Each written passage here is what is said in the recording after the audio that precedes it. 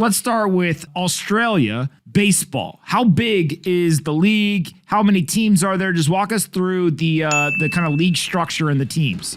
Yeah, cool. Well, there's 8 teams in the league, and it's an international competition. So we've got a side also from New Zealand and also from Korea. Perth Heat are the largest organisation in the Australian Baseball League. We've won 15 Claxton Shields, and we've had 11 players from the Perth Heat who have gone on to play Major League Baseball. There's one currently going around by the name of Liam Hendricks, who's with the Chicago White Sox, and he's just won Reliever of the Year for the last 2 seasons, which is the first time that's happened in Major League Baseball history. We also had Graham Lloyd, who won 2 championships or 2 World Series with the New York Yankees in 96 and also 1998. So baseball is big here in Australia. We're ranked number 6 in the world with Team Australia, and the Perth Heat are pretty proud to be the first team in world sport now who are operating on a Bitcoin standard. All right. So you guys are basically the New York Yankees of Australia baseball. Is that a fair way to think about it? Essentially. It depends who you want to upset, but yeah, we'll take that. Yeah, well, I said it, you didn't say it, so if they get mad, they got to get mad at me. You're the only team I talk to, and the Yankees are the best, so you must be the best. Perfect. All right, so Patrick, the thing that I got told is you're the chief Bitcoin officer, and when I said it to my brothers, they said, hey, we need one of those. What the hell is a chief Bitcoin officer? Exactly, and you probably do need one of those. Actually, you might be the only organization that doesn't need one, right? You guys have already got it. You guys have been orange pilled. Really, the chief Bitcoin officer is someone, we've seen so beautifully what Michael Saylor did with MicroStrategy, what he was able to do with the company, what he was able to do with the resources with that company when he decided to go into the space. He had all these options of lawyers and accountants and the whole thing that comes along with a company of that size. The reality is there's a large number of small companies that have identified the space as something that they'd like to be involved in. They recognize maybe some of the people involved in the leadership team recognize some of the benefits that might come from operating in the Bitcoin world, but they just don't know how to navigate it, right? It's an ever-changing landscape, both from the infrastructure side of things to just keeping up with what Bitcoin is and the way that it's being explained and the way that people are learning about it. And basically the job that we have sort of invented here with the CBO is I take care of the educational side of things. Like when we decided to make the move, Steve and I had early discussions in sort of 2019, early 2020 about this being a possibility. And from there, it was about educating the board, educating the leadership team at the Perth Heat, and then making sure that when we actually decided, this was a reality, we could actually make this work with what had been done inside the Bitcoin community and the infrastructure that had been built up behind it. We could actually do it. Then it was about coming on and consulting with the partners in the space to make sure that we were putting ourselves in the best possible position to leverage the most out of not only Bitcoin and the number go up technology, but also the network side of things and how that was going to make the organization more efficient. So really it's about education.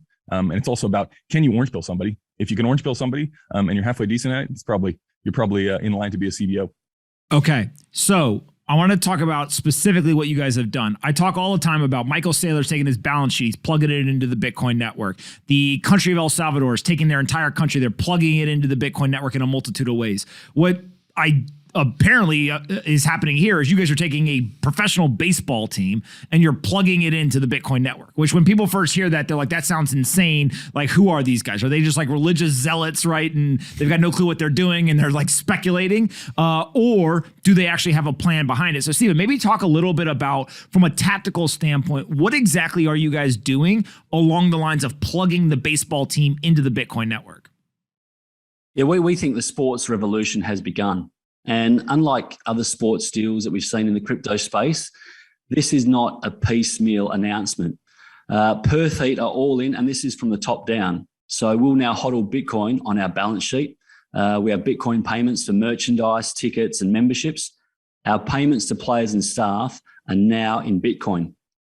From this weekend, inside the ballpark, you'll be able to come in and buy a hot dog with Bitcoin.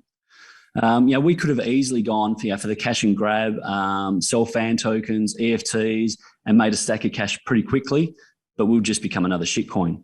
This is where we are different. We are the Bitcoin baseball team, and we're not a shitcoin sports team.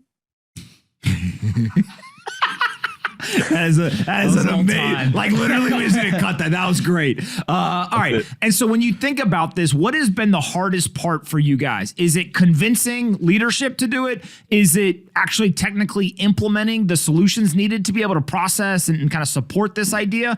Or is it something to do with the players and getting their heads wrapped around it? Probably some of the issues we faced And the trepidation we had was, why is nobody else doing this?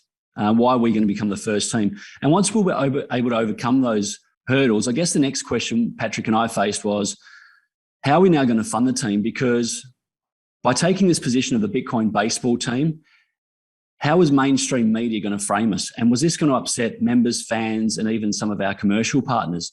So when we thought about what Jack did with Strike and the Indy 500, that was quite phenomenal. But Patrick and I had to ask ourselves a question continually: is the Bitcoin community ready to support or fund a baseball team? Now, Patrick and I feel by partnering with like-minded companies moving forward, that is the best approach. The greatest part that we've got with the Perth Heat is that we are actually controlling the levers, and the network will guide us. So in terms of an organisation, we're pretty small. We're less than 100 employees. Our operating costs would be like 50 Bitcoin. So now we would like to partner with the like-minded companies, for example, Bitcoin exchanges, Bitcoin miners, hardware, software companies who support the same values as we have and who would like to pay partnerships in Bitcoin only. Why? Because that's how the community and the network wins. Say we hodl 50 Bitcoin this season. Next season, we only need 30 Bitcoin. And then the year after, in 2024, we only need 10 Bitcoin. Again, why? Because a perpetuity of those sponsorships will support Perth Heat forever. And again, Perth Heat will win, but more importantly, the Bitcoin community will win. And this will be the future of sport. Yeah. Patrick, when you think about what you guys are doing, what's so fascinating to me is MicroStrategy kind of broached the topic of public companies putting Bitcoin on their balance sheet. We saw a couple of companies, not a ton, but a couple more. Tesla Square, a bunch of kind of Bitcoin miners, et cetera, put Bitcoin on the balance sheet, hold it there, and be proud of it. Talk about it as a strategy. El Salvador, obviously, being kind of the first country to really put a flag in the ground, say we're going to plug our country in. We anticipate there will be others that follow here shortly throughout Central and South America. Is this idea that you guys are the first to do this and there will be more teams that will follow? Have you gotten other phone calls from people saying, hey, look, we want to do this. How'd you do it? What's been the reaction? Absolutely. That has probably been the biggest thing that Steve and I were not anticipating getting into this is, it's a big deal for the Perth Heat. But for the Bitcoin network, again, we're just plugging in. We're not coding any of this stuff. As you say, Steve, once he made the decision to say, okay, this is what we're going to do. We're going to go down this line of action. He hired everyone that works for the Bitcoin network to improve the Perth Heat, right? They're out there making these things happen. Yourself, Michael Saylor, all of these individuals that are doing it. And in that process of figuring out, okay, well, how is this actually going to work from an operational standpoint? You get into contact with different partners in the space and you start to hear whispers. And we have, since the announcement, we have been inundated basically with the playbook. Okay, Michael Saylor had the playbook on this is how you do it at the corporate level. But like I say, at the small business level, at the organizations under 100 employees, what does this actually look like? And we've just been completely surprised about how many people are interested in doing this, how many people where this is sort of, even in the people that we've spoken to in person, like the sponsors that were already with the team, it's almost like you see the relief on their face when you say, this is what we're doing. This is why we're doing it. This is why it's going to make us more efficient and better today, not sometime in the future. This works right now. And you see that relief on their face and you see that interest and that intrigue of I didn't even know this was possible, let alone going all in on this thing.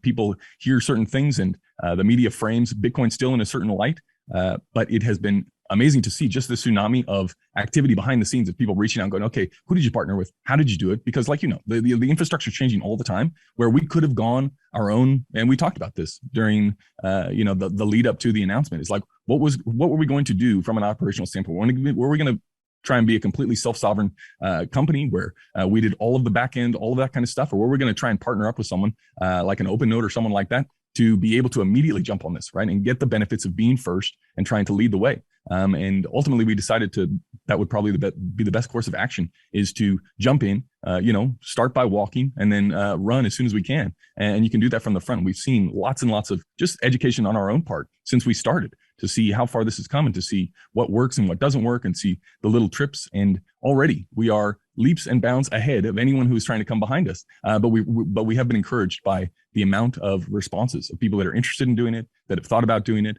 And people look to sports, just like, we've seen announcement from players like Aaron Rodgers, Saquon Barkley, Russell, those guys.